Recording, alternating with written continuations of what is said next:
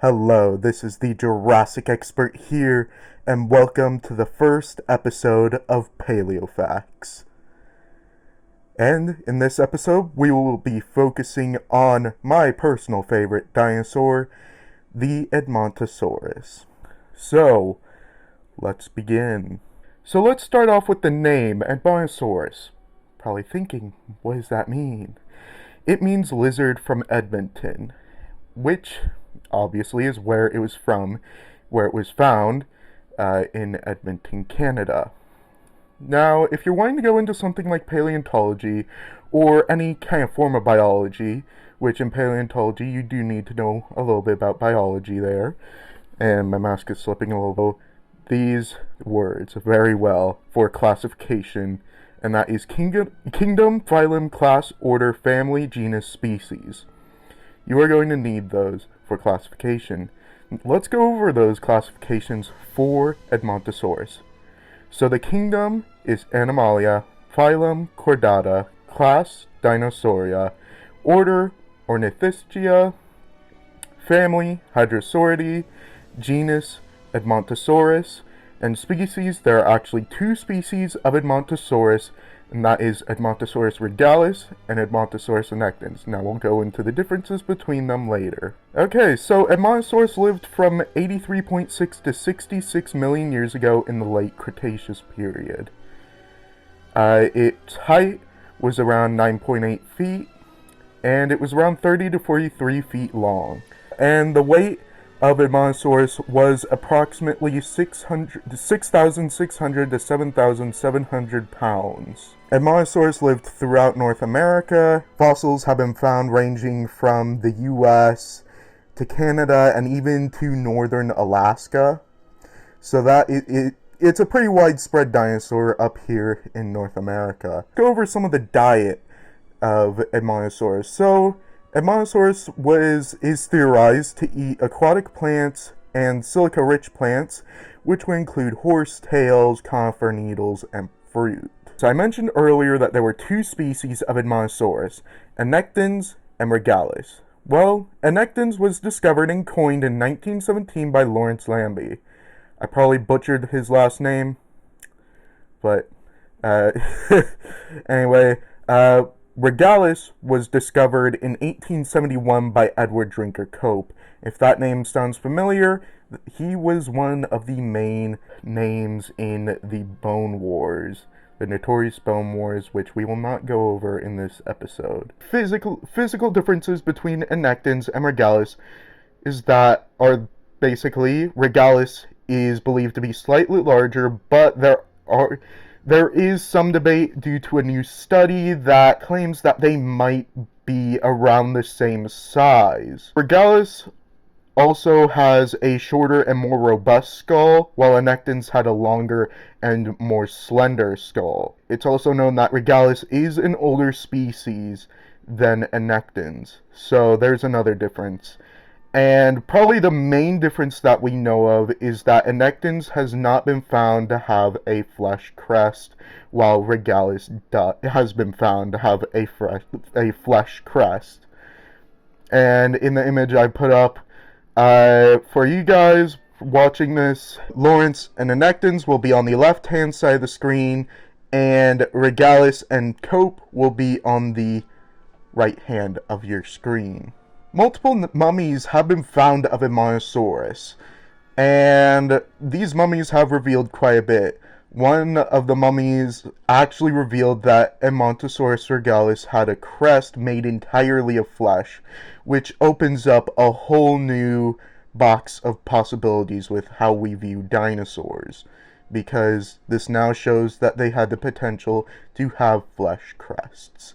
And another mummy actually showed that Edmontosaurus had hooves, like a cow, which is very interesting, and I actually did not find this out until I was doing a little bit more research for this video.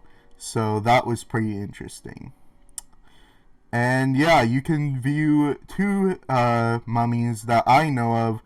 One of them can be found at the New York Natural History Museum, and the other can be viewed at the Children's Museum in Indianapolis, Indiana. So one of the things about a Monosaurus that we've seen with other hadrosaurs is it had the ability to be quadrupedal and bipedal, which quadrupedal means that it would have been able to walk on all fours, while bipedal means it would have been able to walk on two legs. And one of the most debated things on Monosaurus is where it how it lived its life. So some people think that it lived a mostly terrestrial life, which means it lived a lot inland and it wandered around meadows and stuff like that. Some people believe that it spent most of its time in water and swamps and all that stuff, where it would have spent a lot of its time in water and swam, essentially.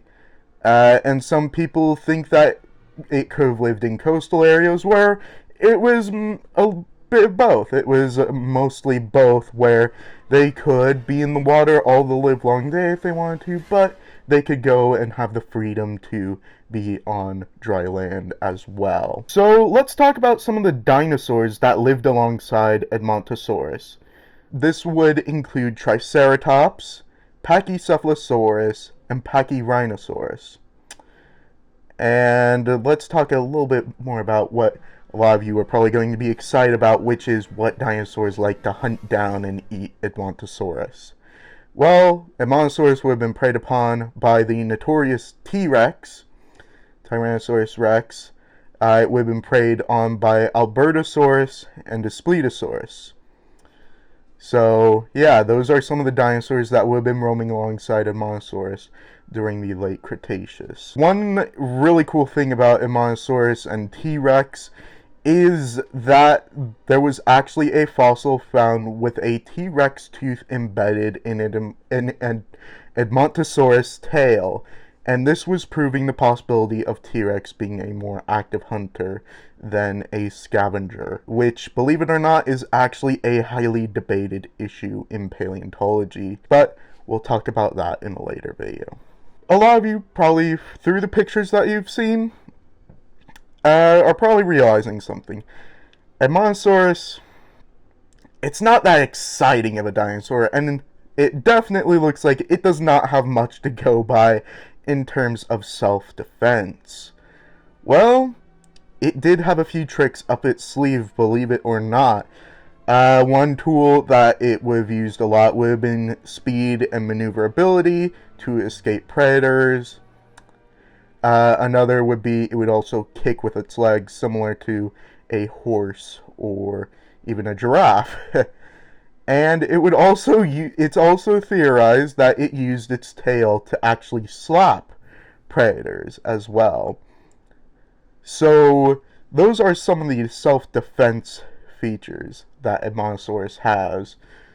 So those are the main facts that I have for Edmontosaurus, but I want to go into a little bit about you guys that have been part of my channel, and as I said earlier in this video, Edmontosaurus is my favorite dinosaur, and like I was saying earlier, you could look at Edmontosaurus, there's not really that much fantastical about it.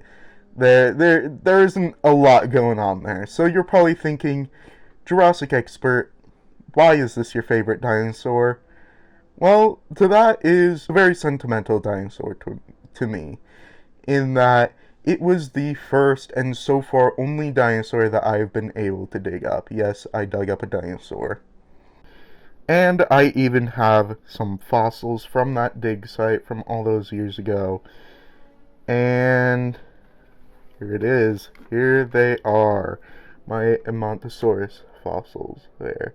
And ignore that I have my name on that and I was too lazy to edit it out in post or take it out of the case. But yeah, as you can see there, I got some toe bones, ligaments, teeth, and even a piece of an Edmontosaurus skull, and hopefully that was not all glared out for you guys, which it probably was. In that case, I apologize. But there we have it. That is the first episode of Paleo Facts.